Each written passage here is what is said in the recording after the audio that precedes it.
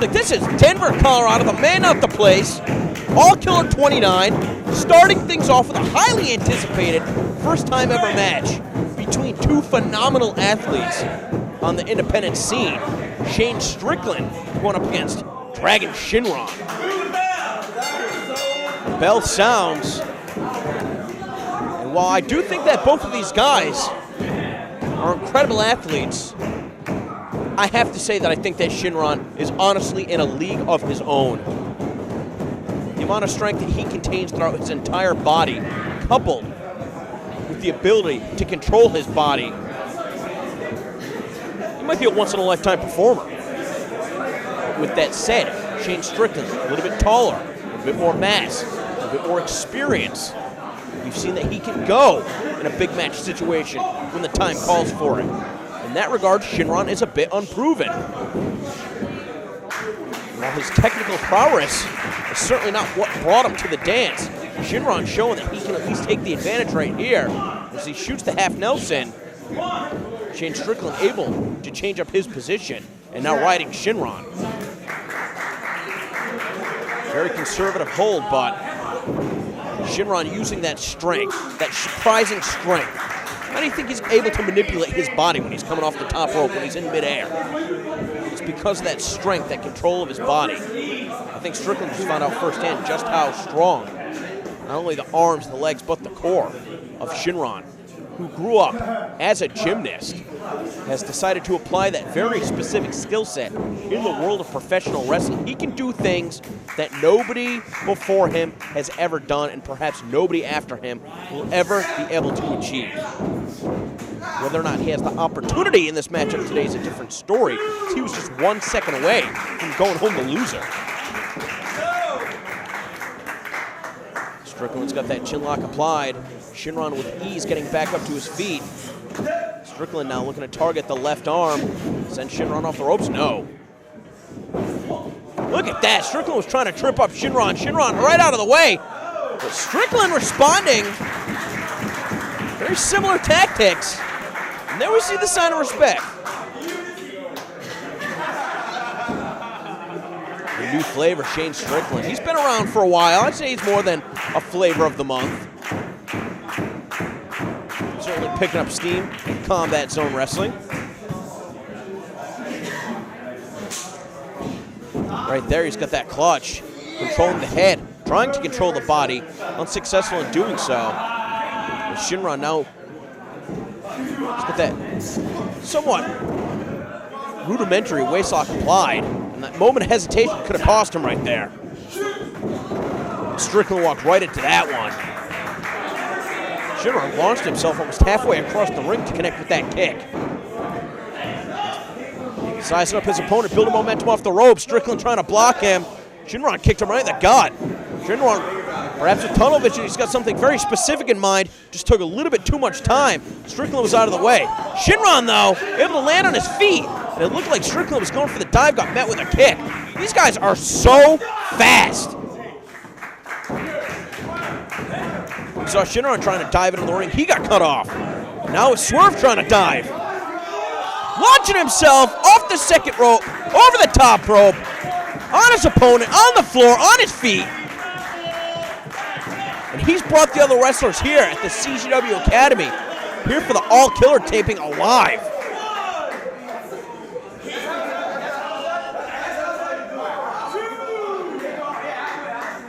Might be celebrating prematurely, though. He hasn't beat Shynron yet. Finally sending him back into the ring. Slides under the rope and has his sight set on Shynron. A veteran maneuver out of the rookie to go to the opposite side of the ring. But right there, the spot where he was vulnerable to be pinned, and Strickland instead just deciding to add insult to injury. Now position him in the center of the ring. Kicked him right in the neck. Of course, Shynron, very well publicly documented history of neck injuries. Can't necessarily blame Strickland for wanting to go after it. Anything that's going to pick up the victory. Sure, Shane Strickland, somebody who's very impressive for his debut in Beyond Wrestling, although he did come up short the opening four-way, the first ever match for Beyond Wrestling in FET Music. Alongside David Star Sozio and the eventual winner, Latin Dragon. Sure, Shane Strickland like to pick up a win here today. Try and work his way back up the ranks at Beyond Wrestling. Get back to FET Music.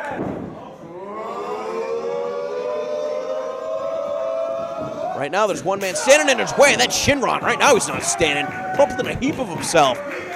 He's looking to block the strike attempt. Left his midsection vulnerable. Yeah, he did get swerved. Also got kicked. He got the wind knocked out of him.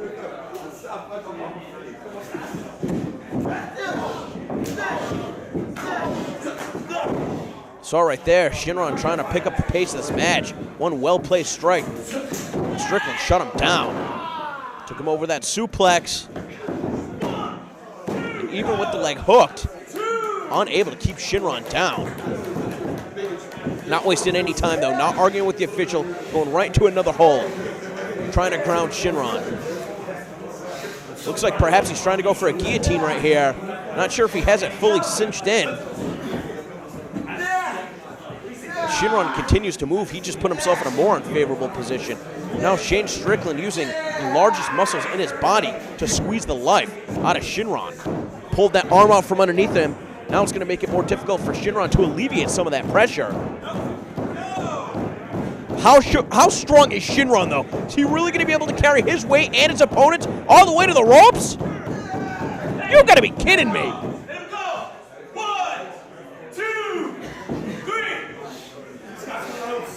Unbelievable. Shynron is that strong.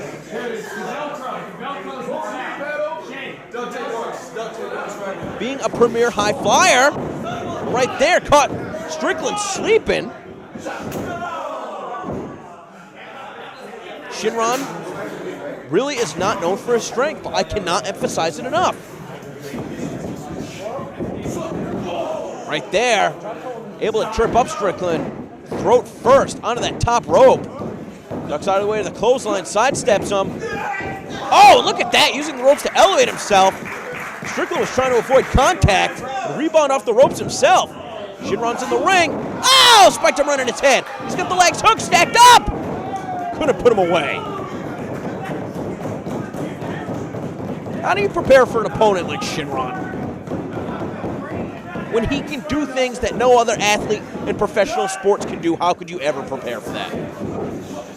Now it's just a game of cat and mouse, staying one step ahead of Strickland. If anything, as good as Strickland's cardiovascular strength is, I almost wonder if Shynron is trying to tire him out because he's going to beat in that department. A Phoenix splash off the second rope! And just not enough coverage on the lateral press. Shynron is just as shocked as I am. I don't know if he got all of it. He certainly got enough of it. But not enough to put Strickland away. Now I think that Shynron is looking for that double dragon. That 630 splash from the second rope. If anything, though, he might be taking a little too much time telegraphing it. And Strickland trying to hold his opponent in position. Those open hand strikes prove to be lethal. Shynron able to knock him down to the canvas. Trying to find his footing. He's got the support of all the other wrestlers ringside. This time Strickland up just in the nick of time, kicking his legs out from under his opponent. Oh, and again with that DDT. All the impact on the neck. Shynron still kicks out. I'm telling you, as strong as this kid is, if there is a weak spot on his body that Strickland could pinpoint, it is certainly the neck. There is no way that after breaking his neck and coming back to active competition in a 6-month period of time, that his neck is as strong as the rest of his body. It's just medically impossible. Kips up though. Strickland, it luckily landed on the apron. That could have been a bad spill to the floor. Shynron sending him back to the apron, kicked him in the face. Oh, the neck breaker! Want to talk about having a bad neck? That'll do you in.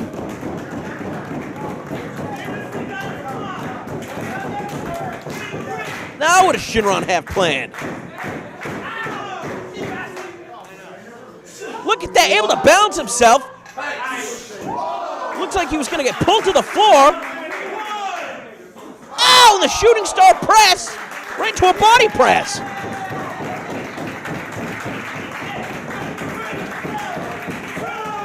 How did he have the upper body strength to avoid getting pulled off the apron?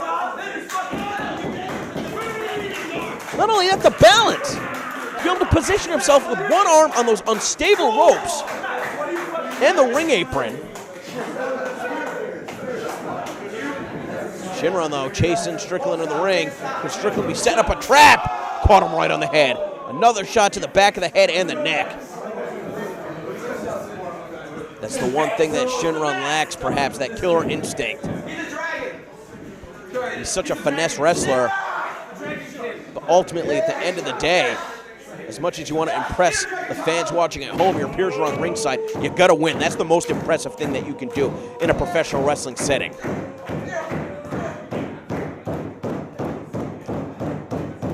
I would argue the Beyond Wrestling roster is better than ever in order to stand out from the pack.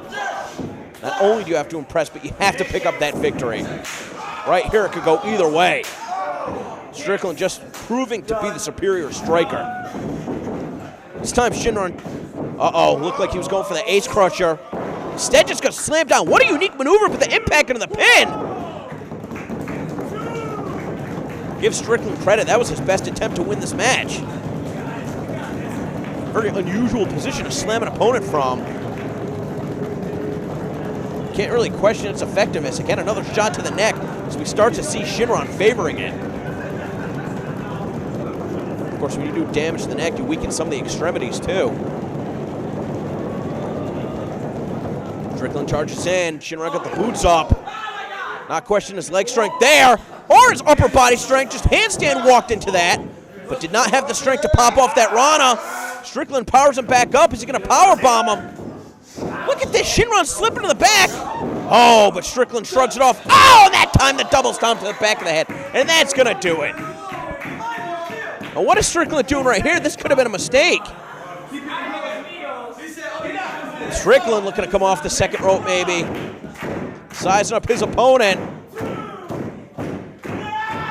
Trying to find his footing, allowing Shynron time to try and get up there. I'm not sure what Shynron is attempting right there, but you can see he does not have the upper body or leg strength at this point. Strickland unable to get out of position. Hey, if at first you don't succeed, try again. That was like a prawn hole driver. I've never seen anything like that before. That time the tunnel vision paid off, and now looking for that double dragon, that 630. Will the third time be a charm? He nails it. All of his body's weight crashing down on his opponent. And Shynron, I don't know if you would even consider that an upset victory. I might. Picking up the win over Shane Strickland. Take another look at 630 from the second rope. Like a torpedo. All of his body's weight concentrated head first. Knocking out of the win a Strickland who could not get up from that exchange. Strickland, very impressive. These two, very innovative competitors. But Shynron is just a complete freak. It's worth realizing that today Shynron was the better man. I would love to see these two square up once again. Maybe let him loose at Fet Music, huh? How about that?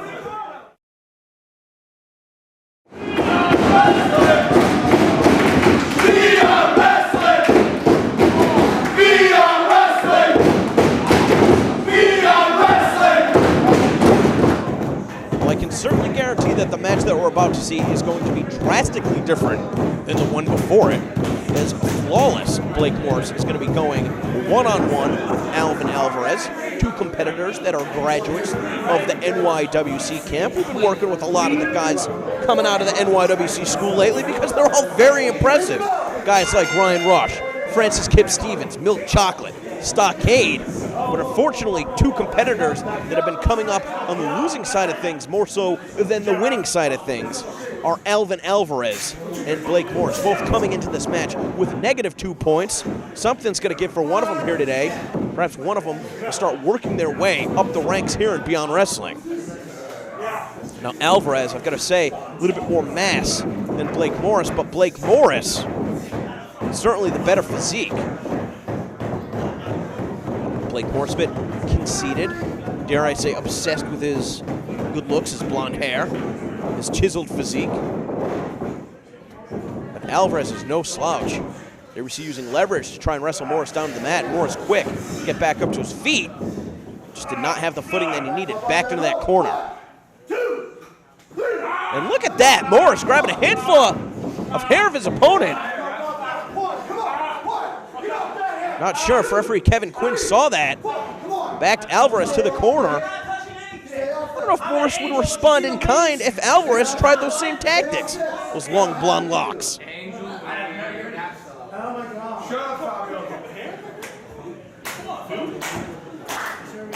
I'll tell you one thing that'll make flawless Blake Morris look better. That'll be a -1 next to his name instead of a -2 if he can pick up the victory.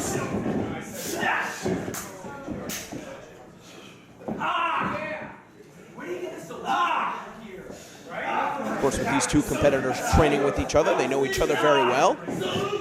Not only their physical strengths and weaknesses, but also based on their skill set, their ability, their know-how.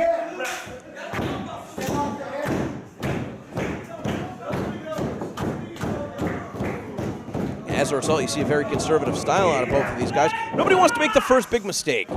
It's often very hard to really recover when you make that big mistake in the match. Again, going back to the hair. This time, referee saw it. Sends him off the ropes. Telegraphed the back body drop. You hear him screaming, "Not my hair!" Yeah, it was the hair. It was the hair that forced him head first to the mat, turned inside out. Trying to take his opponent over. Go in between the legs with a rolling pinning combination instead. Face first into the mat. A kick to the knee and a super kick. I don't know how much oomph was behind that. Not enough. If anything, it looked just like a glancing blow. That could have saved Morris in the early moments of this contest. Alvarez is a pretty big dude. Is he going to be looking to fly? Morris is trying to recover on the floor, able to catch the leg. Oh, and Alvarez face first into the apron. And that's something that somebody with the upper body strength, the body control of Shynron was able to prevent in the previous contest. Fortunately, Alvarez, a more straightforward wrestler, a bit of a brute, as it were, could not protect himself. I was talking about that first big mistake in the matchup. We could have seen it right there.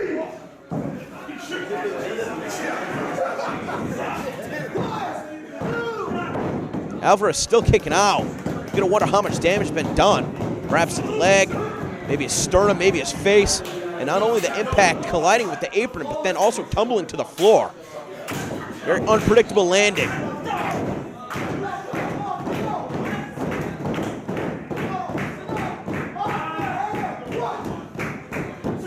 Morris just sizing him up, punching him in the head. Kevin Quinn telling Blake Morris that he's sick. Having to tell him to stay off the hair. Oh, I think Morris is trying to hang on right there. But face first onto the apron. The unforgiven apron. And Alvarez looking for the basement dropkick, caught up in that ring skirt. Now Blake Morris, instead of going after the hair, just pulling the nose. Leaving his opponent open just to punch him in the face. Alvarez still trying to extricate himself in this very awkward position. And Morris decided to take a breather. I'm not sure if this was the best strategy. He already had his opponent figuratively on the ropes.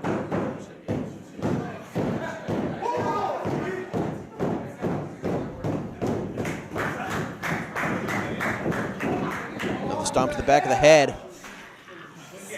If anything, just trying to wear down Alvarez. We haven't really seen Morris with any big impact maneuvers or really targeting any part of the body. If anything, it looks like he's trying to go for a knockout shot. Continued shots to the head. Now just trying to wear him down with his hold. With that head and arm hold, doesn't have it cinched in the way that he needs to put his opponent to sleep. He's could be a mistake, though. I think Alvarez just might be too big for Morris to apply that hold. And now we see Morris finally trying to clasp the hands. Could be a little bit too little, too late, as Alvarez is already starting to stir. Coming with those gut punches. Telegraphs the back body drop once again. This time, the sunset flip. Impressive agility. Couldn't keep Morris down. Alvarez looks like he's on Dream Street. Could knock it out of the way, that massive clothesline. Just a straight shot to the face. And the physicality of this matchup is certainly starting to pick up.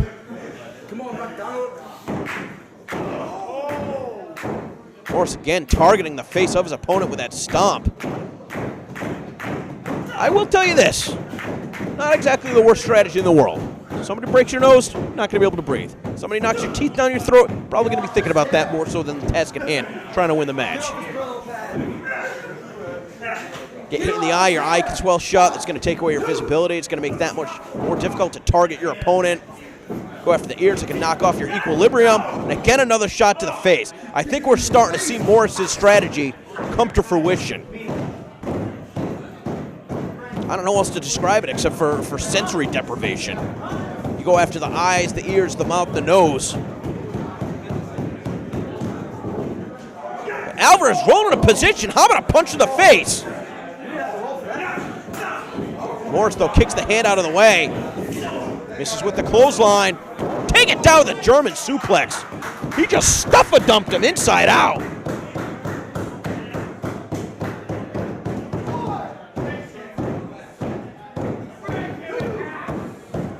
Morris looks like his eyes are glazed over. I don't think he honestly knows where he is right now. On instinct alone, charging in just a step behind. How about a clothesline in the face? That's your receipt from earlier. That one right there just paying it forward. Rebounding off the ropes and taking over that back body drop. Alvarez perhaps catching his second win. All of his body's weight. The big man rolls into position. Not wasting any time getting with that knee strike in the corner. Morris could be out. Is that going to be enough? No.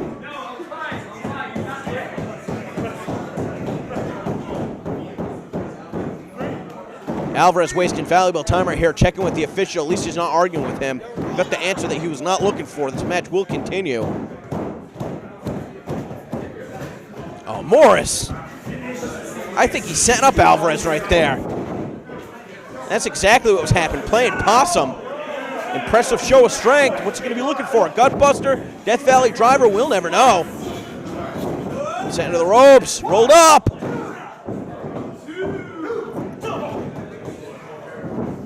Once again, an impressive display of strength. Oh, the neck breaker with all that weight just pinpointed on the knee. Alvarez could be out. 1, 2, 3. No. Just in the nick of time. Man, was that close. I really thought that was going to be it. You can see how much damage is done to the neck just in the way that Alvarez is moving his hands, checking to see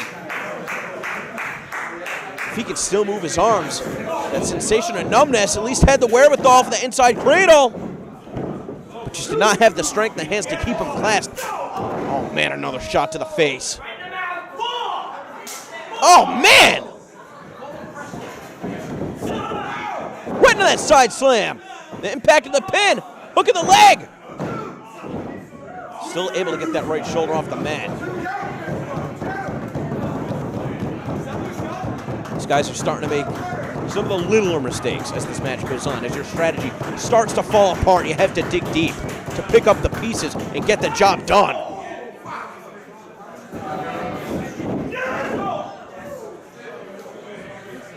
I don't know if Alvarez really wants to go shot for shot from Morris, who's kind of weakened up that jaw at that point. Walked right into that super kick, enough to put him down, but not enough to pick up the win just yet.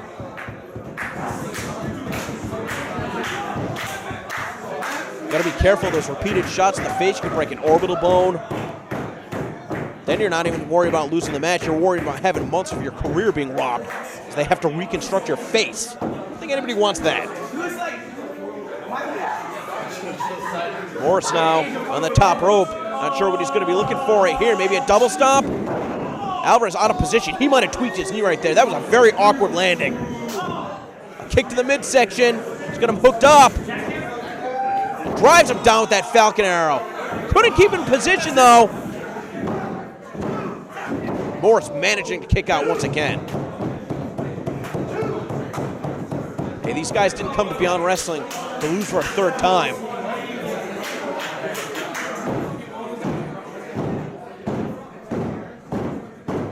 Alvarez taking his time, stalking Morris. Breaks him up to that top rope. Maybe going to be looking for a superplex, can't find his footing. Alvarez really struggling right here. Oh! The bigger they are, the harder they fall. Not so nice landing for Alvarez. Oh, just a stomp to the back of the head. Nothing pretty about that. Morris picking up the victory. Let's see if we can take another look at that. Alvarez is seriously hurt. Check this out. All your weight coming down. The point of the boot to the back of the head. Alvarez has no idea where he is right now. The official checking on him before stopping to raise the hand of the winner here, Blake Morris. And perhaps this would be some momentum on Morris's side so that he can move up the ranks here in Beyond Wrestling. Another tough loss for Alvin Alvarez, though.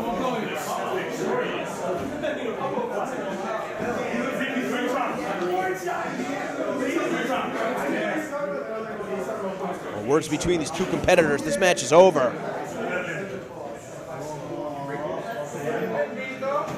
Alvarez extending the hand, acknowledging that Morris is the better man here today.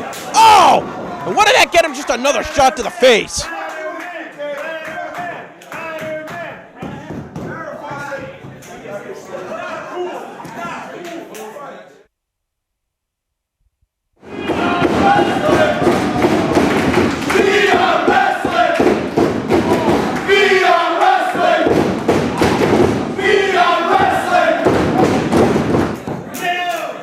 For an exciting tag team match here. EYFBO going up against Milk Chocolate. As I said in the previous match, Milk Chocolate, Randy Summers in the white trunks, Brandon Watts in the pink trunks.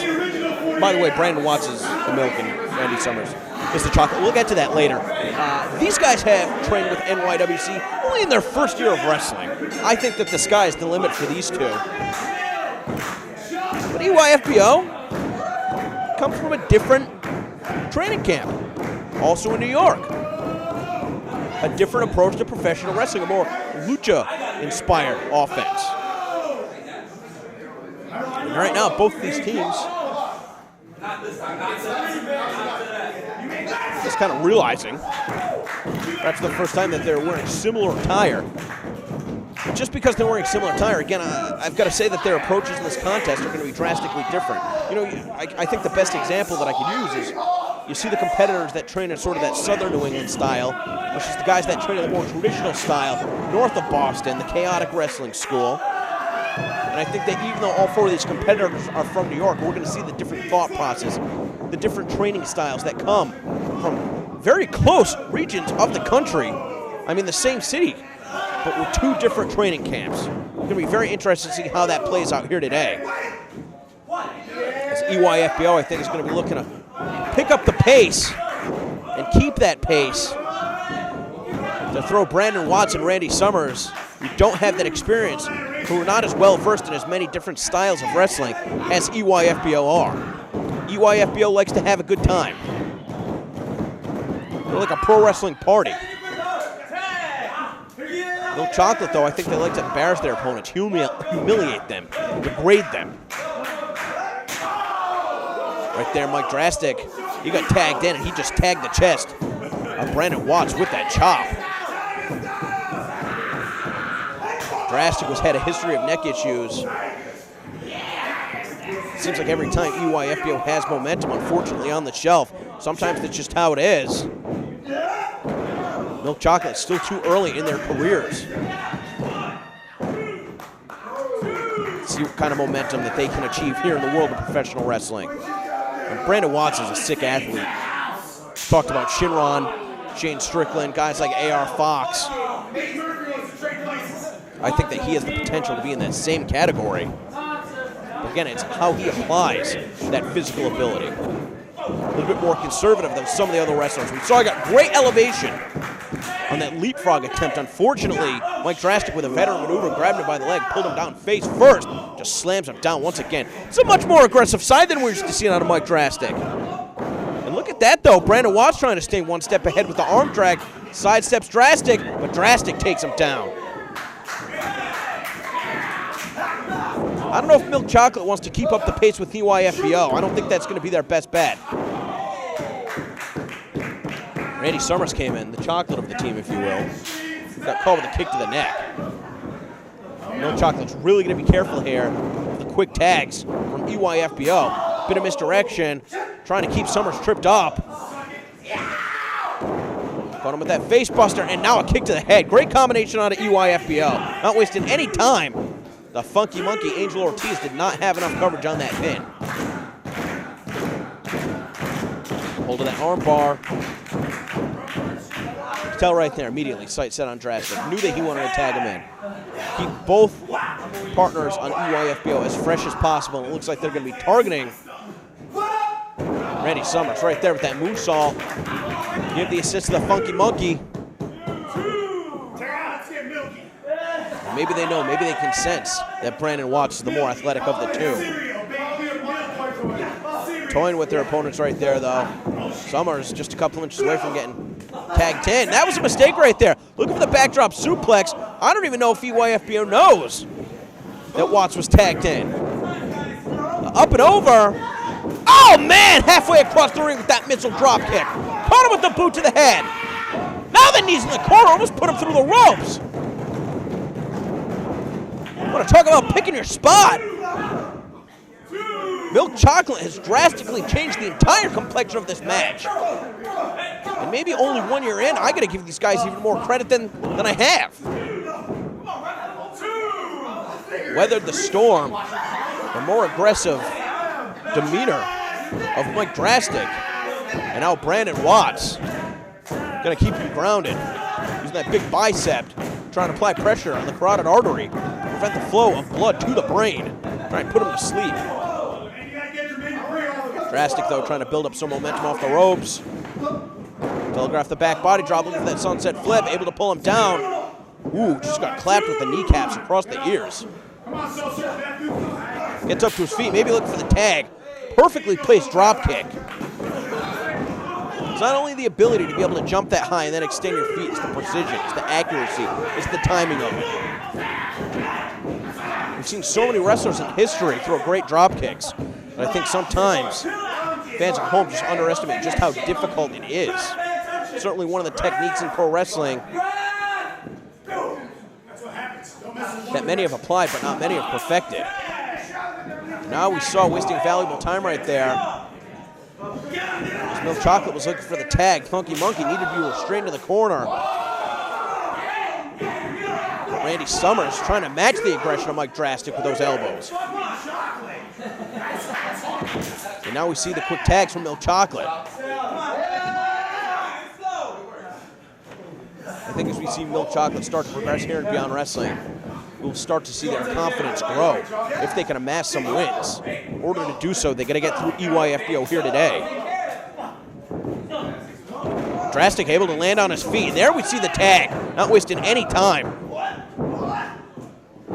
Funky Monkey staying one step ahead. Quick combination of offense with the jawbreakers and the European uppercut. He's got his opponent on the ropes. Brandon Watts, though, tripped him up. We saw the kick to the head. And Milk Chocolate once again back in control. See Pinky Sanchez, who's done a lot to elevate the careers of EYFBO, trying to give advice to the Funky Monkey. And now Randy Summers bending the rules right here, trying to take the wind away.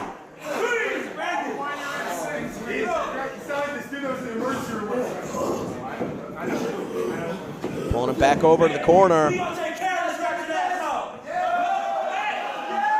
That's not going to win you a match. Want to talk about mind games, though, getting in the head of your opponent, throwing them off their strategy. Now we see the slingshot into the forearm, back down on the knees. What's Watts going to be looking for right here? Wow, great elevation on that elbow drop. Starting to see a little bit more swagger, a little bit more confidence on a milk chocolate as this match progresses. Starting to come out of their shells a little bit. That personality certainly goes a long way if you're trying to build a fan base. Ultimately, the name of the game is picking up wins. We've seen an influx of tag teams here in Beyond Wrestling. Sort of a new focus on tag team wrestling over the past year, ushered in by the rivalry of the Minutemen and the Hoods. And then EYFBO was quickly thrown into the mix, competing against both teams. A series of matches that culminated with a dogfight. Free episode of All Killer that you can watch that was taped alongside our We Care a Lot live event. Also featuring matches including Dave Cole versus Matt Taven. Certainly urge you to check it out after you get done watching this episode of All Killer. Now EYFBO trying to throw themselves in the mix. Some of the other tag teams like the Hoods, like the Minutemen, like EYFBO. Oh, Brandon Watts made a mistake right there, walked right into that, got knocked down.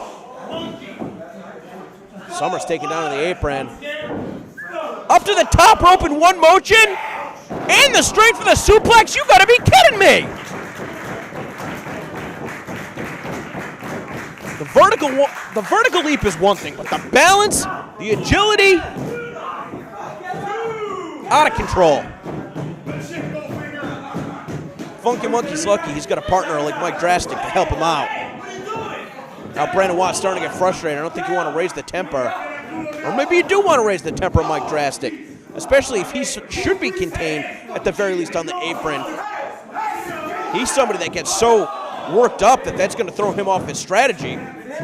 But right there we saw that exchange. Brandon Watts thrown out to the floor. Draztik comes in. I don't think he's got anybody to fight. Drastik's in the ring looking for the fight. Milk Chocolate's on the floor. He's taking the fight to them. All the way up to the top rope and down with the moonsault. Not waiting for either guy to be declared the legal man.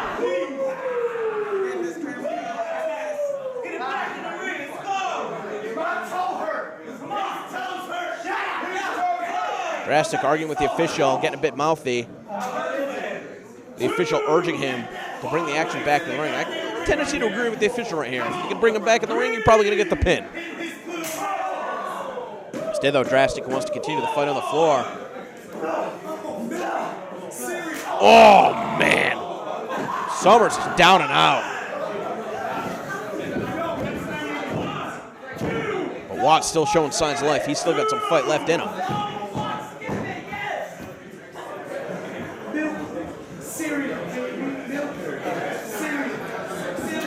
Oof.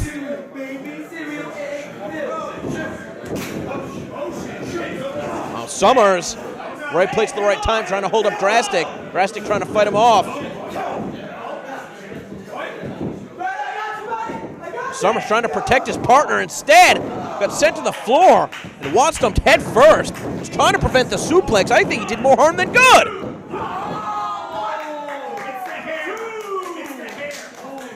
Now Summers trying to get in there and fire off as many shots as he can. Again, I don't think it's the best idea to go strike for strike with Draztik. Spinning soulbot. Oh, wow! The discus lariat from Randy Summers finding the mark, digging deep.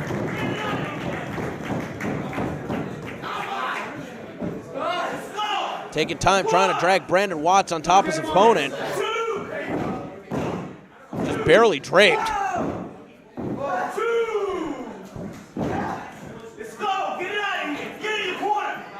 I'm surprised that Angel Ortiz isn't getting involved at this point. I mean, now we're starting to see the likes of a 2-on-1, one in, one out. Draztik once again, though, tagging out, slipped off that gut wrench attempt. Oh, no. Funky Monkey looking to taunt his opponent, just driven back into the corner. Watts able to get the boot up. Trying to take him down with an ace crusher, able to drive him to the mat, but not with nearly enough force. I don't think that's going to do it. If he was able to nail that, that could have been the end of the match, but as precise as Watts has been throughout this entire contest, that was a mistake that he could not afford to make this late in the bout. Definitely tell things are starting to break down. These guys are moving at a much slower pace. The physicality of this match taking its toll.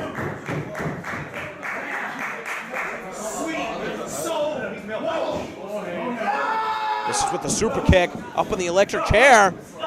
Trying to slide through for that sunset flip. Funky Monkey trying to fight it off. Gonna be looking for that driver, and instead taken over. Draztik in there to save the match for EYFBO.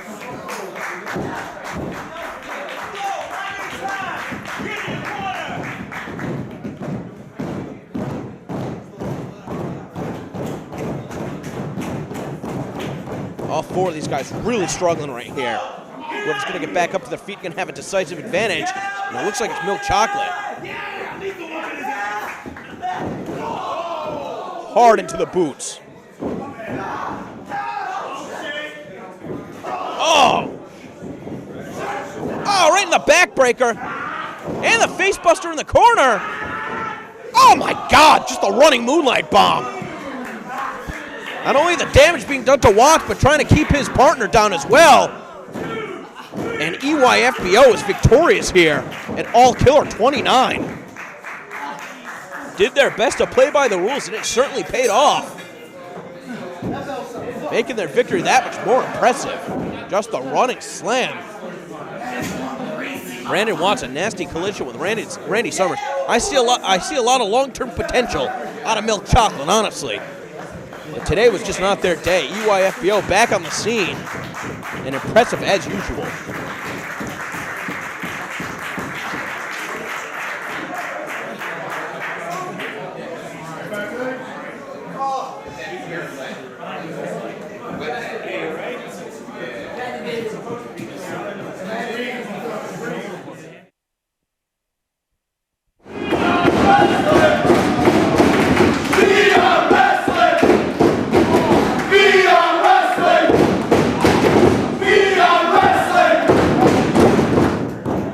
Event time here, All Killer 29. We've had the opportunity throughout this tape to present some unique intergender matches, including, but not limited to, Kimberly versus Jaka, as well as the former Saturnine, Hanaya, versus Dan Barry. Let's keep it rolling. How about Drew Gulak versus Christina Von Eerie? They've got a bit of a history. Von Eerie going to be aligned with Masada. Of course, Masada losing the CZW World title, one of the longest reigns in CZW history, to Drew Gulak, who is not only the CZW World Champion, but also the #1 ranked wrestler here in Beyond Wrestling. Von Eerie undefeated coming into this matchup. I think Gulak's just toying with her right here. Waiting for Von Eerie to try and make the first move, but really trying to get into her head. Psych her out. Gulak's definitely toying with her. I mean, look at Von Eerie. She looks like, oh, maybe I spoke a little too soon. Maybe she's not thrown off her game. Maybe she wants to be treated with a little bit more respect than Gulak was showing her. I think the slap to the face sent that exact message.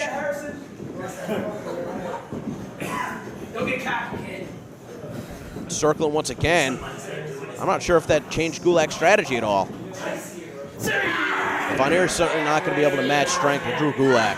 Just like that, grabbing a hold of the knuckles, bringing her down to the canvas. Having to use that neck strength to bridge up. Is Gulak going to be able to break the bridge, trying to put himself in a position? Well, instead of trying to break the bridge, put himself in a position where he was able to bend the arm. Von Eerie back up to her feet, back into the corner. Gulak immediately making eyes at the official, shooting him the daggers. He's just trying to do his job. Von Eerie, seeing how many supporters she's got here at the CZW Academy. See if any of the other wrestlers are in her corner. She may need to rely on their support to dig deep if this match comes to it. Feed off their energy to try and find a second win, but right now Gulak toying with her once again. And Von Eerie not wasting any time showing Gulak just how serious of a competitor she is. I think back to her death match with Masada at CZW 2013. Quite the spectacle. Certainly no questioning just how tough Christina Von Eerie is. But she's not going to have any of those weapons to rely on right here. Just her own wrestling ability. And when it comes to ability, Drew Gulak has that in spades. Perhaps one of the most accomplished wrestlers on the scene right now. Gulak just rolling her by her head, throwing her back down. She's showing just how much stronger he is than her. Trying to attempt a head scissors. You see Gulak just nonchalantly just rubbing his nose.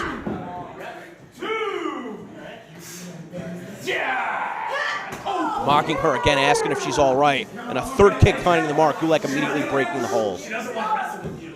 He's got to stop toying with her because it's going to come back to haunt him.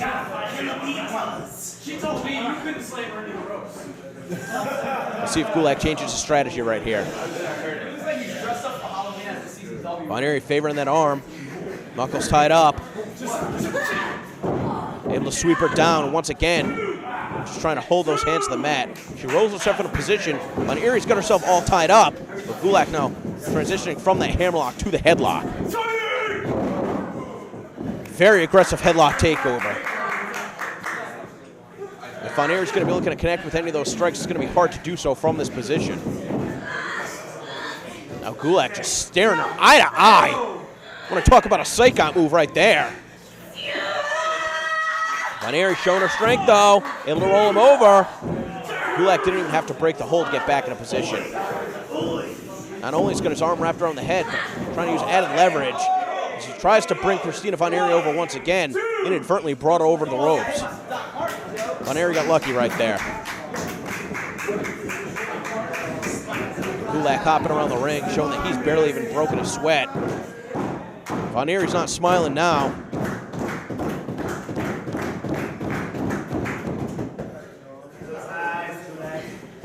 I don't know if this is the best strategy out of Von Eerie. He keeps going after those knuckles. That time, though, able to shrug Gulak off. How about that? Gulak right back on his feet. Took the leg out from underneath them, now just kicked him in the back. Gulak trying to get up and out of the way. Kicks out at one, and there's a kick for you. Almost put a hole in her.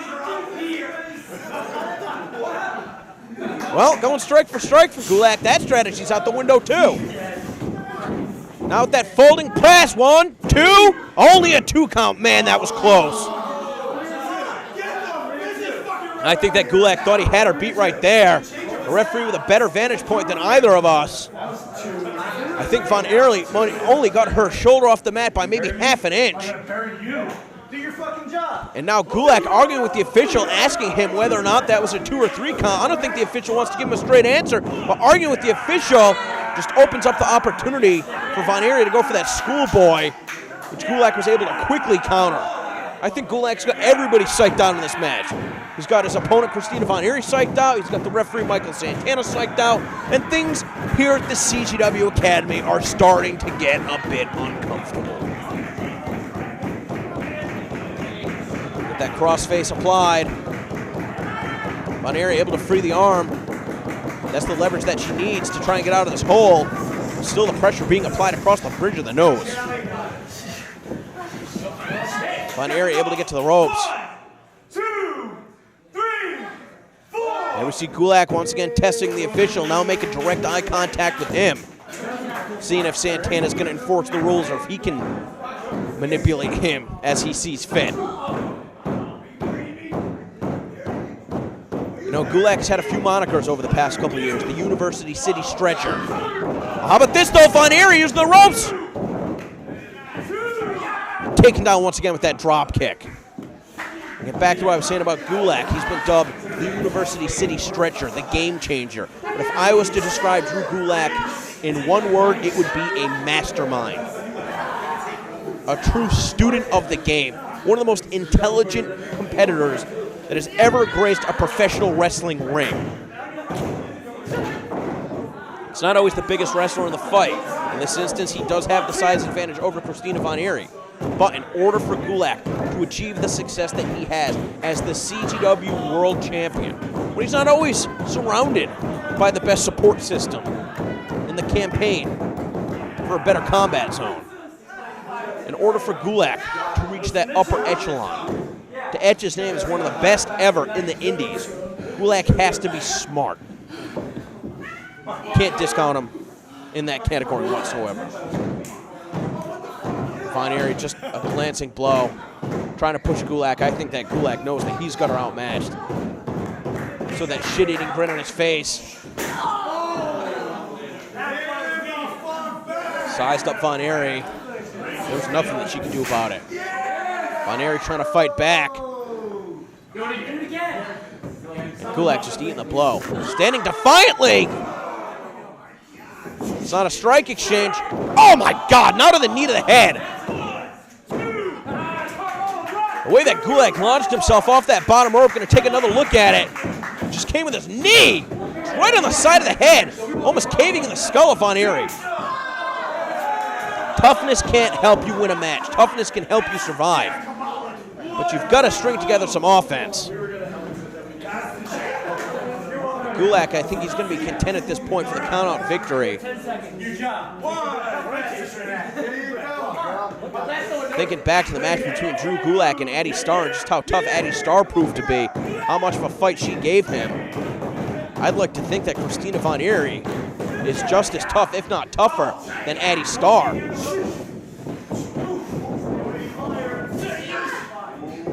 Gulak was looking to slam her. Von Eerie was trying to counter with the DDT. Able to get the leg inside and takes him down with the inside cradle. That's ingenuity. That's thinking on your feet. Before she can get back up to hers, the double sledge stops her momentum once again.